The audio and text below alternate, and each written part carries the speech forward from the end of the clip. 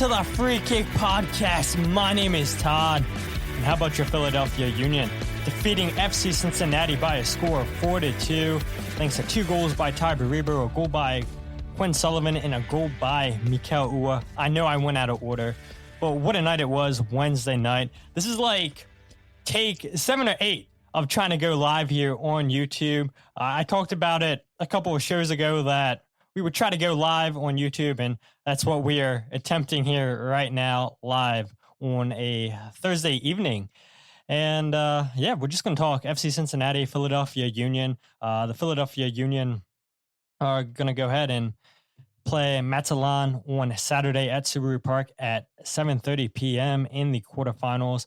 The winner of that match will go ahead and take on New York City FC and take on Columbus Crew. And so really looking forward to the match on Saturday, looking forward to the potential semifinals if the Union go ahead and win on Saturday against Mazatlan. So again, just looking forward to the game. And we have obviously this game to talk about, and we have some clips lined up, and then we'll go ahead and talk about the 3 stars of the night. And then after that, we'll go ahead and just end the show. So as you guys know, we typically do these midweek shows of no news, just straight game, no blunder of the week. And that's exactly what we're getting into here. So without further ado, let's just get into, I guess, my overall thoughts from this game. And I guess we should just start with what happened in the first half for the Union in that game. I think the Union were very fortunate to not be behind in that game. You saw Kubo hit the post. We saw Mikael Uhre have a goal that was ruled offsides in the 4th minute. It was a beautiful finish by Mikael. It was great play on the wings by the Union with Alejandro Bedoya on the right-hand side. You had Mikael Uhre making that run on the left-hand side where he's cutting in past DeAndre Yedlin, and it's a beautiful time run, and it's great awareness by Alejandro Bedoya to see that run. But the linesman says that he was barely offsides. And one thing we got to see in this game was the Union actually had VAR lines in this game. Leagues Cup actually had VAR lines, which was surprising because we never see that in MLS. And they told us, Leagues Cup told us that, hey, look, we have the technology to show the lines. And to their credit, they showed the lines, and Mikael Uhre was barely offsides. It was such a tight call. And credit to the Union for not getting flustered there by that play, for continuing to, come in, try to create chances. And I'm happy. I'm looking at comments here by Jose, comments on YouTube. I believe this is where Jose commented. Yeah, on YouTube. So we are live. I do have confirmation we are live, and it took us a little bit to get there, but we finally figured this out, and it's going to be a work in progress. But yeah, I mean, you look at that chance by Mikael Uhre, and the Union, they didn't let that affect them. They continued to go at Cincinnati, and Cincinnati, like I said, they still had their chances in that game too. I thought Sergio Santos was pretty active in the first half for Cincy. Jacob Glesnes did an excellent job on him all game long, but particularly in that first half, it was multiple block shots, multiple tackles won by Jacob Glesnes. We also saw tackles won by Olivier Bizo, by Jack Elliott, by Alejandro Bedoya. And speaking of Olivier Bizo, who's been in terrific form here the last 7 games for the Union when he's been playing. We know that he played majority of the games because Nathan Harriel was away at the Olympics with the U.S., but we saw Olivier get the start against FC Cincinnati, and I thought he played a pretty good game for the 38 minutes that he was out there. And unfortunately for him, he picked up an injury, and Jim Curtin said after the game to Jose Nunez, he said that he believes that the injury is a muscle injury near the knee, and Jim Curtin wouldn't speculate any further on that, wouldn't go and give us a timetable on exactly how long Olivier may be out for. And tomorrow the Union have their press conference, and so I'm sure there will be plenty of questions asked about how Olivier Bizo is doing, what the scans look like. And fortunately for them, that was the only injury in this game. But yeah, I mean, nervy moment there for him, nervy moment for the Union where you had Nathan Harriel and Daniel Gazak both go out injured last game against CF Montreal. Nathan Harriel came in for Olivier Bizo against Cincinnati. Daniel Gazak obviously started this game, but it was concerning to see the opposite happen this game with Olivier Bizo coming in for Nate Harriel last game, and now Nate Harriel coming in for Olivier in this game. But Nathan Harriel played fantastic, I thought, all game long. But the first half was promising. It was end to end, and Jim Curtin says it all the time that this isn't how the Union want to play their game. They don't want to play end to end soccer. And for the fans, for I think people covering both these teams, I think that's exciting stuff. You see one team with a chance on the other end, and now the other team goes and counterattacks on the other end. And thank God for Andre Blake, right, to be available and to make these huge saves. And we'll get to the saves here in a second that Andre had in the second half. But yeah, I think from a neutral standpoint, yeah, you love seeing these teams go at each other. You love seeing teams take chances. You love teams not setting too deep, teams that want to play attacking, exciting soccer. And that's exactly what you got here in this game overall. But I thought in the first half, in particularly, yes, obviously you don't get any goals in the first half, goes into halftime 0-0. But then the second half, oh my gosh. I mean, that first goal that the Union scored, the Union win the 50-50 ball that Andre Blake plays from the goal kick, and then it's just good passing and movement by the Union to get that opening goal from Mikael Uhre. It's a fantastic ball played in by Daniel Gaz, like the chest down, and then he sees Mikael making that run from the right-hand side. It's a left-footed finish by Mikael, and there's a guy who, it doesn't matter, it seems like it's on his left or on his right. He's clinical, and Mikael, we'll talk about it here in a second, that was his first goal since June 15th, and Jim Curtin was asked about his conversations with Mikael, and we'll hear about that here in a little bit here. But yeah, I mean, who would have thought that the Union would have been the team to strike first in the second half, especially when you look, Luciano Acosta comes onto the field, and this is exactly what the Union fans did not want. This is exactly what the Union didn't want, because Corey Bird is being played out of position in the first half, playing as a left wing back, and we saw the Union attacking that side of the field heavily. I mean, both flanks were attacked heavily, but the Union were attacking Corey's side a lot more than they were on the right-hand side. And to the Union's credit, they try to create chances, couldn't capitalize on anything, and that's fine. They go into half tied 0-0, and Jim Curtin says that all the time. The goal is to get into half tied. If we can lead, great. But, we don't want to be trailing. We never want to be trailing. And so that lets the Union go and change their tactics if they need to, continue to play with the same game plan. And the Union did. The Union came out and struck first with Mikael Uhre. And then you look, the next goal with Ty Baribo. And that was a fantastic counterattack goal by the Union's front three, and Gazag, Uhre, and Ty Baribo. And it's back-to-back games, too, that we see the Union hit on the counterattack. You had Jack McGlynn into Ty Baribo last game, and now we had all three of the players, Mikael Uhre doing a good job holding the play up, waiting for Ty Baribo and Daniel Gazak to get for it. And Ty Baribo makes no mistake about that finish. And it's the fourth multi-goal game this season from Ty. 11 goals in 11 starts. I think it's 9 goals in his last 7 appearances. Back-to-back games now with 2 goals.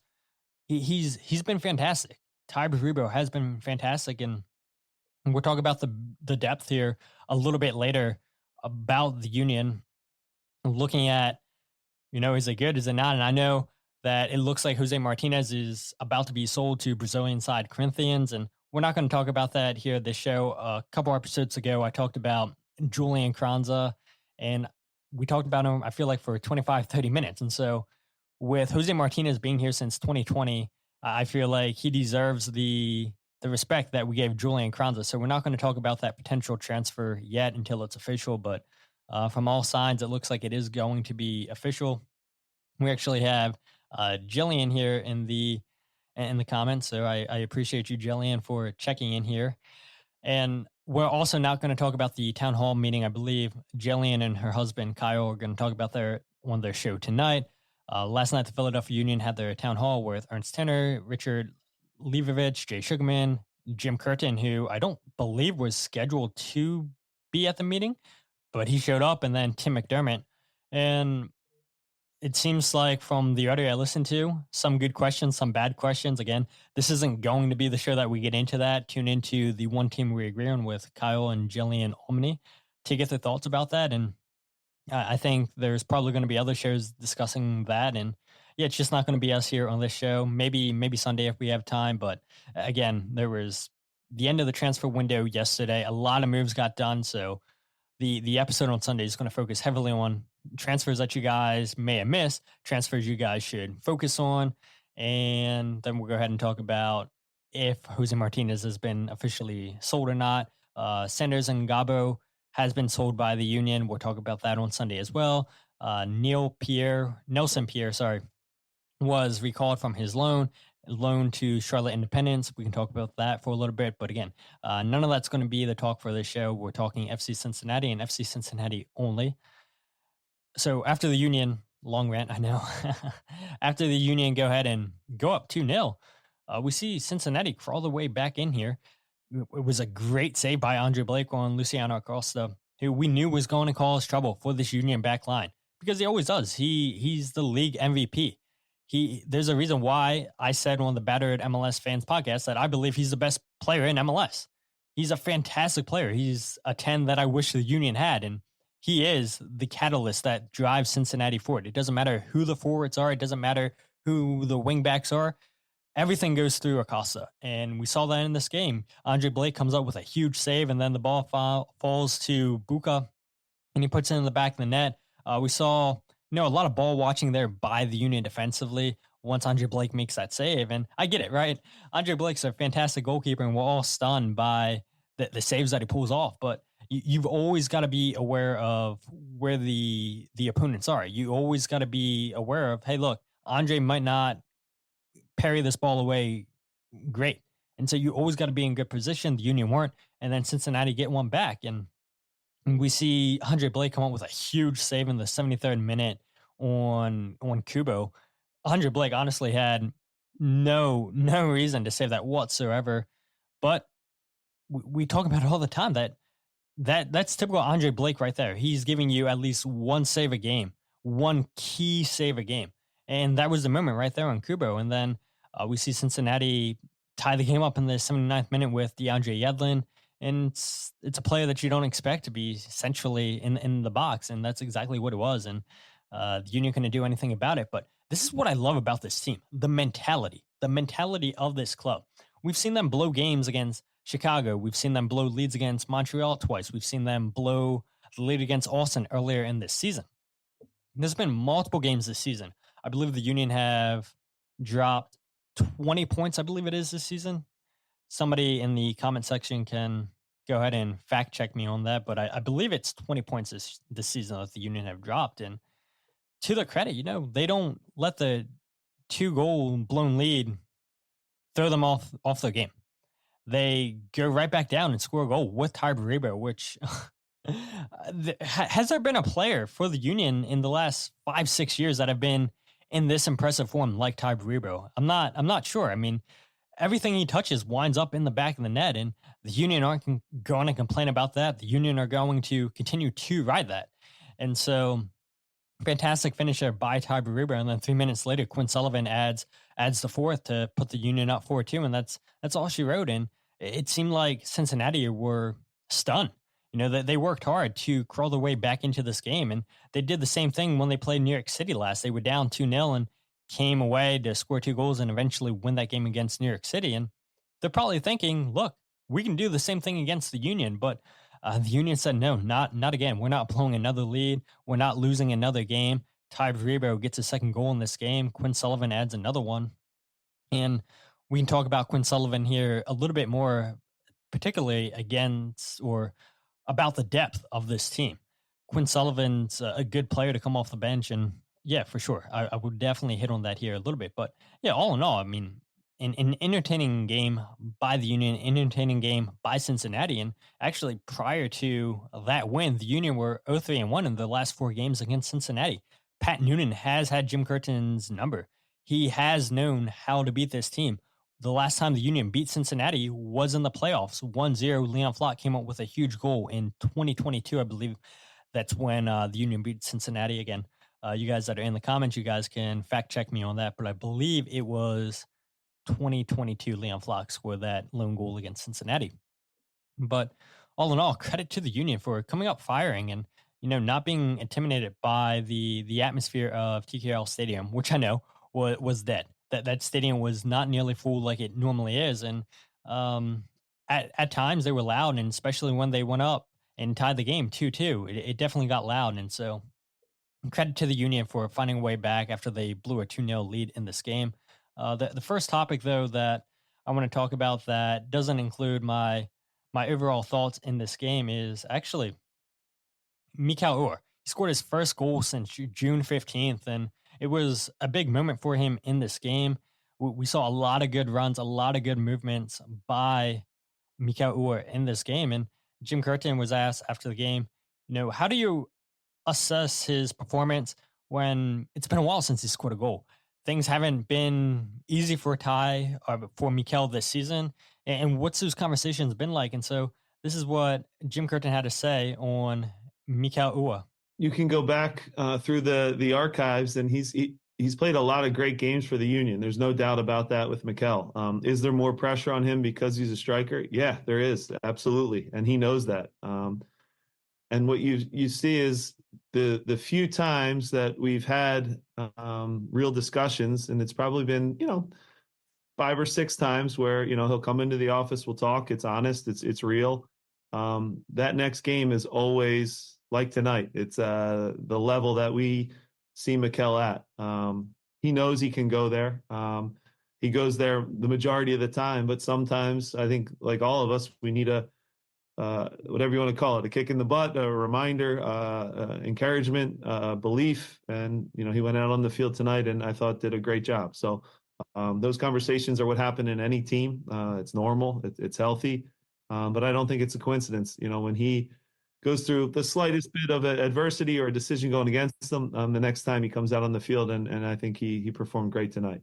Yeah, I agree. I think Mikael Uhre performed fantastically. And people I saw on Twitter saying, well, why does Mikael have to have these conversations? I mean, Jim said it right there. And what you see in the few times that we had real discussions, and it's probably been, 5 or 6 times, he'll come into the office, we'll talk, it's honest, it's real. The next game, it's always like tonight. It's that level we see Mikael at. And, fans are always pretty hard on Mikael, which, I understand. I mean, he's the highest paid player at the club. You paid $2.8 million for him. You expect goals, but Mikael's so much more than those goals. Mikael's runs, which never show up on the stat sheet, right? I mean, stretching the back line. And that Mikael Uhre that we saw against Cincinnati is the Mikael Uhre that we've seen multiple times this season. And that's great stuff there by Mikael. It's not going to impress every fan. I get it, right? And I joked about this on AAT Sports with Jose Nunez and Mike Barrera, where I said he's a expensive Sergio Santos. And yeah, maybe the Union can find a cheaper Mikael Uhre to do exactly what he does. But look, you got this guy through 2025, I believe it is. I'm not looking at the salary contract, but that he can provide you goals like he scored against Cincinnati. That he's going to have good link-up play with these teammates. And look, let's not forget, too, that Todd and Mikael, they're still learning each other's movements. It's only been 9-10 games that they've played together now, started together this season. And so you add Daniel Gosling into that mix. They're still learning their movements, just like Sam and Dinneron's learning the movements of whoever he's paired with, too. So look, things aren't going to be perfect between Mikael, Daniel, and Ty like it was with Julian Kranza in the mix, but I do think that we're seeing that chemistry get better and better. And the one thing on Jose and Mike's show, one of the commenters mentioned was Daniel Gosling looks like an actual 10. And I agree with that 100%. We saw Daniel come away with 2 assists on the night. We're seeing Daniel, I think, drop deep like he was when Julian was in the squad. But we're also seeing him play through the middle a lot more than what I think he was playing with when Julian was here, because typically we'd see Daniel Gazdag drop pretty deep and then he'd make that darting run into the box. And we'd see Julian Kranza do a lot of the same things too, dropping deep to get onto the ball, try to do those 1-2 passes and now make a darting run into the box. And so Daniel seems not to be doing that a lot or as much because his two strikers are staying pretty high up. And you're seeing Jack McGlynn get on the ball more. You're seeing the Union trust him to play make more. Obviously, you have Kai Wagner who's playmaking there more. And so Daniel Gazdag doesn't have to drop deep. You can keep him in those central parts of the area. Daniel's so clever at finding the little bit of space that, to poke a ball into the back of the net, to find the space to, connect with your teammates, to play the passes like we saw against Cincinnati. And so the performances by the front three, but I think with Mikael particularly, I mean, that's a huge moment since June 15th to get that goal. First one, it came against Inter Miami, and now gets a goal against Cincinnati. And could this be what Mikael needs to go on a run here? Maybe it is, maybe it's not, but the Union don't need him to go on a run because of the form that Ty Berube is on. And I'm totally fine with Jim Curtin rotating between Sam Adeniran and Mikael Uhre. It gives the team a different look. If you want to look at a player that can hold up the play, well, you can go to Sam Adeniran. Sam's quite fast too. I mean, I look at Sam and Mikael as the same player, honestly. And again, that's why I want to talk about the depth of this team. We'll talk about that here a little bit later. But if you look at the last 6 games for the Union, they haven't lost a game. They've been in fantastic form here. And I think, could that continue this Saturday against Matsalan? Yeah, I think it could. But I think one thing that I said prior to the League's Cup is I didn't want the regular season to end because Union had won those games against New England and then Nashville. They were in fine form, and they carry that form over into League's Cup. They were in a tough group, as we know. They scrape out a 1-0 lead or a 1-0 win over Charlotte. They go and get a late equalizer against Cruz Azul. And then they go ahead and beat Montreal comfortably 2-0. And then the Union just absolutely beat the wheels off of FC Cincinnati. This team's been in fantastic form. And after the game, I knew exactly what Jim Curtin was going to say to me, but he loves talking about the defense. He loves talking about the goalkeeping. And so whenever you can give Jim Curtin the opportunity to give praise to those guys, you ask. And so this is what Jim Curtin had to say about why the team's in such good form. Good defense, good goalkeeping. That's what we've been for 5 years. We've returned to that, and the rest kind of falls into place. So I think sometimes we overcomplicate things. We make it about formations or who should or shouldn't be playing. But when everybody's here, we're still a really good team. We have a confidence right now. We have a belief. We still have a hard road to go in the regular season. Obviously, we want to make another run at a cup here in the League's Cup. Build confidence off of that. Go into the final 9 games with that confidence, and be us the rest of the way. We dropped way too many points. I take responsibility for that and have all season. We don't like how the season's gone. We've let our fans down. We've let a lot of ourselves down, and it's been really hard and difficult. But we also learned a lot about ourselves too in the hard moments. I think that's the reality of things. That's when you learn what your culture really is, and how guys respond tells you everything about them. And this is a group that's together. Whoever steps on the field does a great job. Do we play perfect soccer? No, but on the road, this is about as perfect as you can play. And I'm really proud of the group. Yeah, and Jim Curtin's absolutely right. I mean, that's you score 4 goals on the road in a difficult place in TQL Stadium. Of course, that's as perfect as you're going to play on the road. And the Union's last 6 games, they have 16 goals scored for, 4 goals against.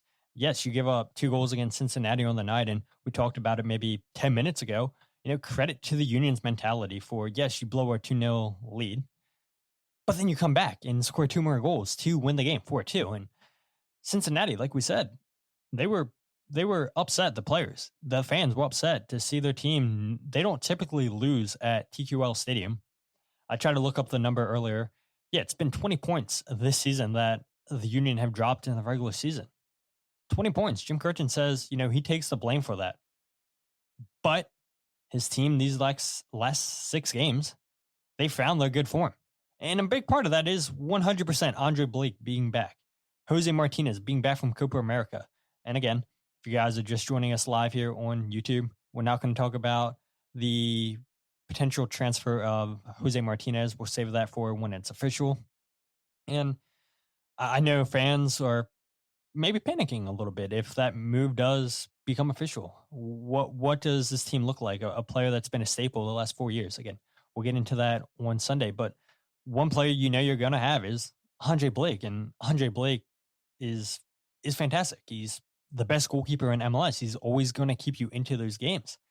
Jim said it, but on the road, this is about as perfect as you can play, and I'm really proud of the group. The Union are hitting 500 on the road this season. They're 5-5-5 in all competitions. The only time that they got battered on the road was down in Mexico against Pachuca. That was a terrible performance by the Union on the road. But other than that, I think that they've been in every single game. They were down in Atlanta, come back and tie that 2-2. They should have won against Chicago. You're up 3-1. You blow that lead 4-3. You batter back 3 times against Cincinnati, ultimately lose that match. We're ahead against Montreal. We're ahead against Toronto. Yes, I know you blow the leads in both of those games, but the one thing the Union are doing on the road, they are scoring. They're the second highest scoring team in MLS this season with 24 goals. 24 goals this season on the road in MLS.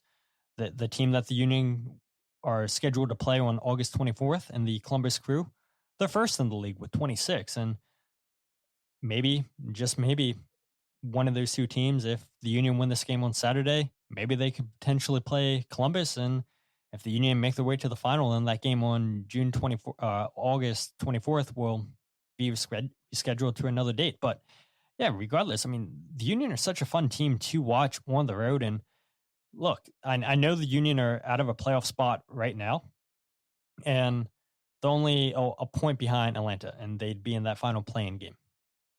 But let's say that the Union wind up getting the 7th or 8th seed. Yes, they're not going to play many games at Subaru Park, which is disappointing because it seems like the Union have finally corrected things at Subaru Park. But you got to be confident.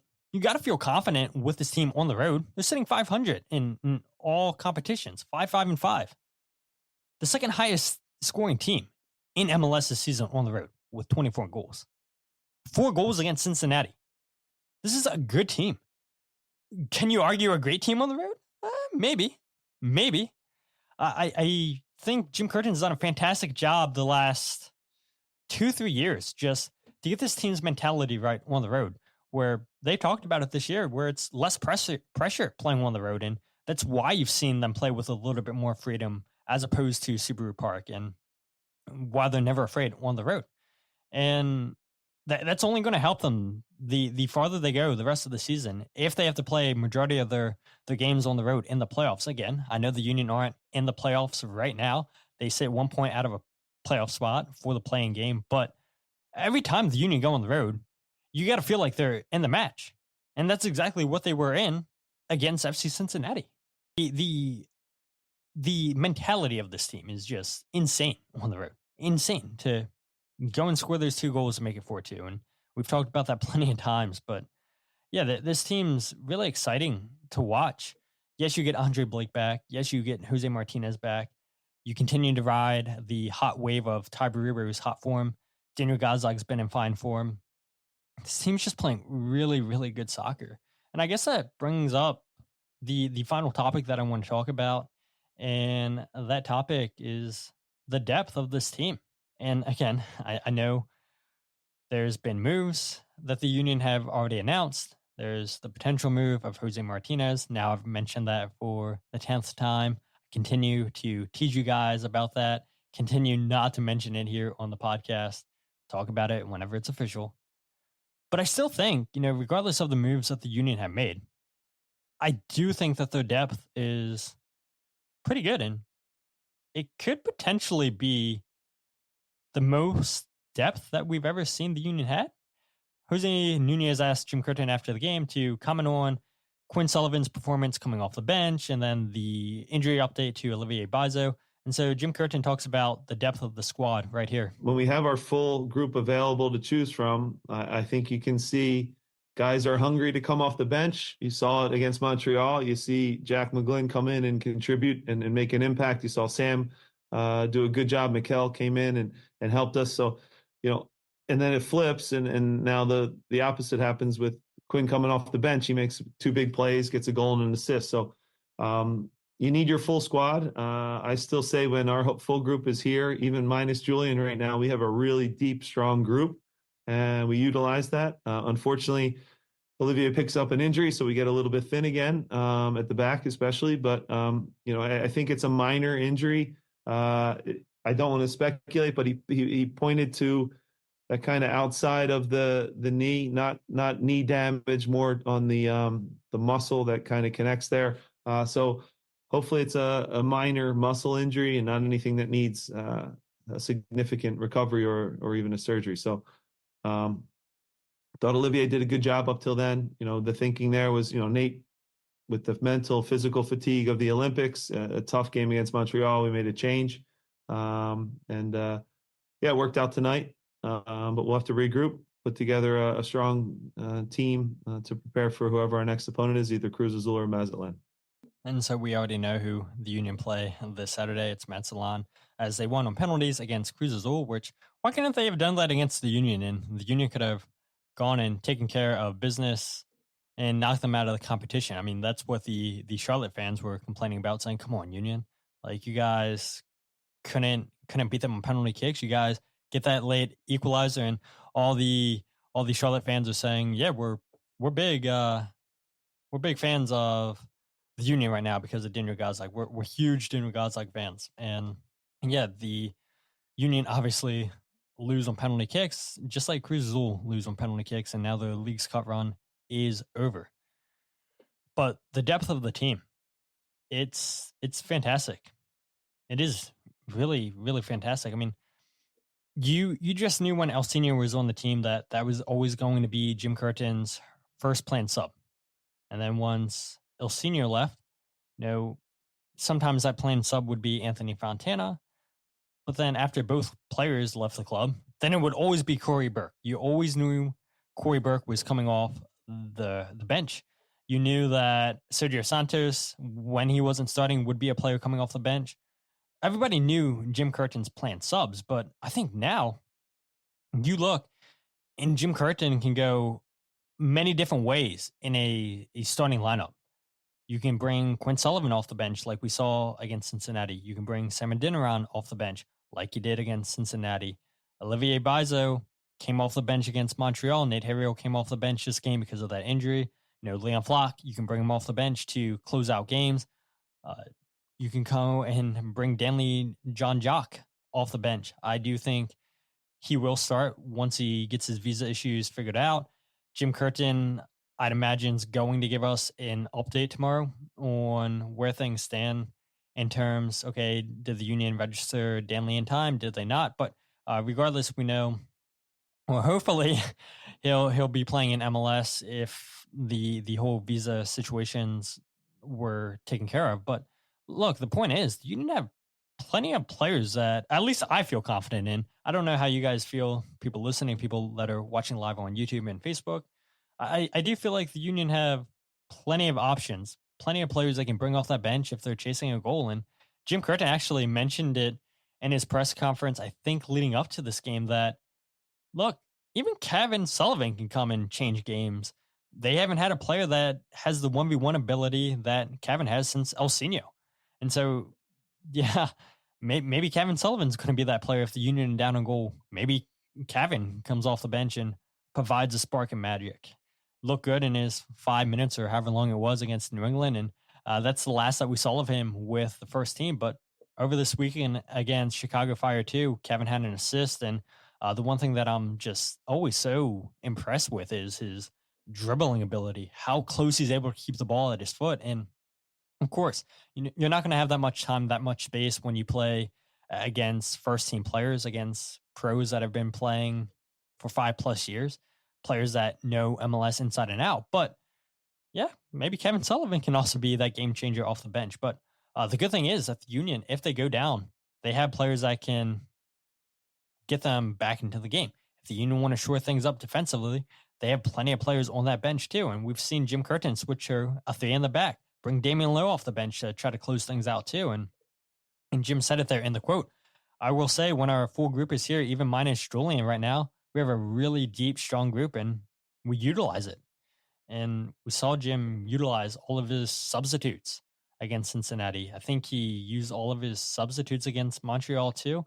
I don't know. Again, you guys keep me in line. Fact check me on YouTube. That's why we're doing this. So I'm not just talking out my butt. You guys can go ahead and co-produce and let me know what's going wrong, what's not going right on the stats that I'm throwing your way. But yeah, regardless, a lot of depth by the Union. I think that it's going to help this team go a long way. I honestly do. I really think this depth's going to help this team. And yeah, you look like you're not going to have Jose Martinez. It's a huge blow. I get it. It's a huge blow, but you have Leon Flock, you have Jesus Bueno that can fill in there, that can play that sixth role. And yes, Leon Flock doesn't have the passing ability that Jose Martinez has, but like personally, okay, that's fine. You sit Jack McGlynn deeper. You get Jack playing a little bit deeper. You let him be that deep lying playmaker. In my opinion, that is what Jack McGlynn does best. Let him sit deep. Let him ping balls across all the field. Let him unlock defenses. You do that, and you're golden. And we have seen Jack McGlynn do that at times this season. We know Kai Wagner can unlock defenses. The Union have a lot of creative players on the left side of the field where you're okay with Leon Flock not playing those balls that Jose Martinez was playing. You let Leon sit deep. You let him protect that back line. Jesus Bueno can come in and protect that back line. He has a little bit better passing range, I would say, than Leon Flock. But the point of the matter is you have players that can fill in for Jose Martinez. It's a huge player that you're potentially losing. But the Union have it covered. And I don't look at Danley John-Jock as being that replacement player for Jose. I look at Danley being as one of the eights, which is fine. You need a player that's going to be good in transition, going from defense to offense, a player that's going to win those tackles back for you and keeping teams pinned into their own half of the field, which is what Leon Flock would do as he's playing as an eight, which, okay, that's fine. You now get that on the right side of the field. And, maybe you keep Kai Wagner a little bit higher up the field on the left-hand side because you have Leon Flock that's going to sit deep no matter what. So, I'm not concerned with the rumors of Jose Martinez potentially being sold, because I think the Union have plenty of depth and they address their striker situation with Sam Adeniran. You guys, the fans, did not feel comfortable with Chris Donovan coming off the bench. You didn't feel comfortable with Marcus Anderson coming off the bench. Jim Curtin doesn't even feel comfortable with Marcus Anderson coming off the bench. And so now they have a player that I get it, hasn't scored yet with the Union, but he's getting in the right positions. He's getting good opportunities. And a goal is going to come. Maybe it comes this weekend. Maybe it comes Saturday. Because wouldn't you rather see Sam making those runs, being in the right spot? Yes, it's tough that he's not putting the ball in the back of the net, but at least he's aware of where he should be. And for a player that's not even been here a month yet, that's still learning the formation, still learning his teammate, I think he's picked up how the Union want to play, the space where he should attack. I think he's picked that up pretty quickly. And so that's a credit to Sam Adeniran for exactly, getting used to his teammates pretty quickly, I would say. So yeah, depth, not concerned about it whatsoever about the Union. So the last thing that I'll touch on here, and then we'll go ahead and end the show, is the 3 stars. And I think everybody that's listening, everybody that's in the comment section, I think you guys would agree. Number 1 on the night, Andre Blake. Fantastic performance by Andre Blake in the goal. Those huge saves in the second half that we talked about. Yeah, he had some easy saves, wasn't really tested that much in the first half, but he made those saves. Regardless, he made the saves, but they weren't difficult saves at all. Still made them, Can't say the same for some of the goalkeepers that we've seen play for the Union this season. Saves that they should have been making, they didn't make. And with Andre Blake, he's going to make those saves. Number 2 on the night, Daniel Gazak, 2 assists. Again, we talked about it already, where he is that creative 10 that the Union have needed. He's actually creating chances. He's scoring goals. That's great, but he's getting in those right positions. He's getting the assist. He's getting in the green zone that Jim Curtin constantly talks about. fantastic performance by Daniel Gazdag against FC Cincinnati. And then Ty Baribo, 2 goals. This guy, like I said at the beginning of the show, has there been a time, a player, a moment in Philadelphia Union history where a player's been in better form than what Ty Baribo is in right now? I don't think so. I honestly don't think so. And the Union are going to continue to ride that. Fans said, well, now we got to replace Julian Kranza. No, you don't. You had that player in Ty Baribo. And we'll see if the Union can go ahead and continue to run this 6-game unbeaten streak and potentially win a trophy. We talked about it on AAT Sports. Would it be a successful season if the Union win Leagues Cup but don't make the playoffs? Absolutely. I said it in my prediction episode at the beginning of the season. Winning a trophy is the minimum the Union must do this year. And if they win Leagues Cup, that's great because they qualify for CONCACAF Champions Cup. And that is the one competition the Union cannot miss out on. They have to be in CONCACAF Champions Cup with the amount of money that the team earns being in that competition. And so, yes, feeling high, feeling good about where things are right now for the Philadelphia Union. But I have full confidence that, they're going to continue to play good soccer. And, maybe they don't win Leagues Cup, but I have every confidence that this run that they've went on in this competition, that they're going to carry that over into MLS Cup, or MLS, I should say. We would love for them to get to MLS Cup, but into the regular season with 9 games remaining, you got to feel good with where things are right now for the Union. But if you guys aren't following the podcast on Twitter, Instagram, or Facebook, follow at Free Kick Pod, wherever you get your podcast, The Free Kick. Go ahead and check out the YouTube channel. I know you guys are watching live on YouTube at Free Kick Pod.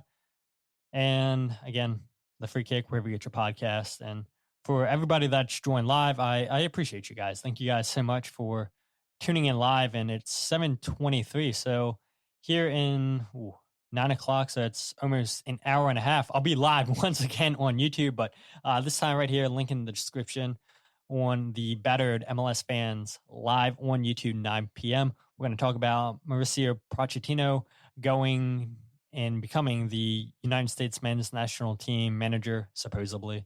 Going to go ahead and talk about Leagues Cup, the favorites to win this competition. So there's going to be plenty of Philadelphia Union talk on that show, guaranteed. I will definitely give Ty Baribo his flowers because I can't believe Chris and Danny did not use Ty Baribo's picture in their little graphic that they make for their videos. I'm like, come on, this dude's been, in my opinion, the hottest player in Leagues Cup. And yeah, I haven't watched a ton of other games this season. But again, live 9 p.m., Battered MLS Fans, live on YouTube, 9 p.m. But with that said, my name is Todd, and this is the Free Kick Podcast.